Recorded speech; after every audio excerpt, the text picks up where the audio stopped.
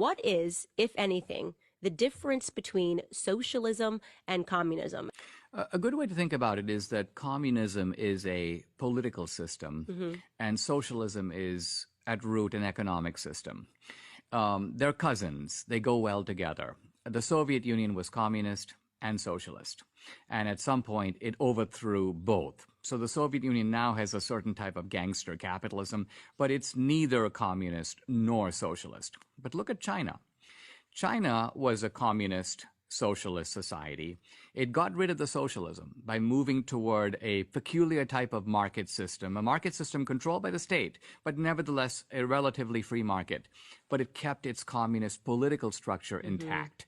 So no democracy, no free elections, controlling the lives of the people, but they can work, they can become millionaires, they can make products, they can gain money. So China is a really good example of the way of preserving communism while jettisoning socialism. Well, the Chinese they're kind of offering their citizens a bargain, which is that you've been poor, desperately starving peasants for millennia.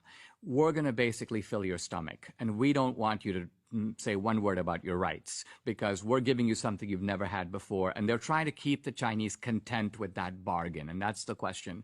Turning to coronavirus for a second, the left needs today the politics of fear.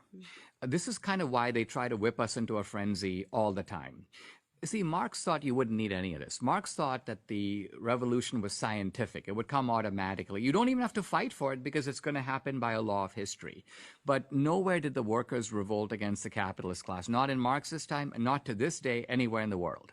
So the left has realized Marx was wrong about that. There's nothing scientific about socialism. What we need is panic. And then since the 70s, the left is like, we're running out of food. In the 80s, nuclear apocalypse. In the 90s, the ozone layer's going away. The last 20 years, climate change, the oceans are rising. And now coronavirus, the theme is the same. We want to take rational people and create a crowd stampede.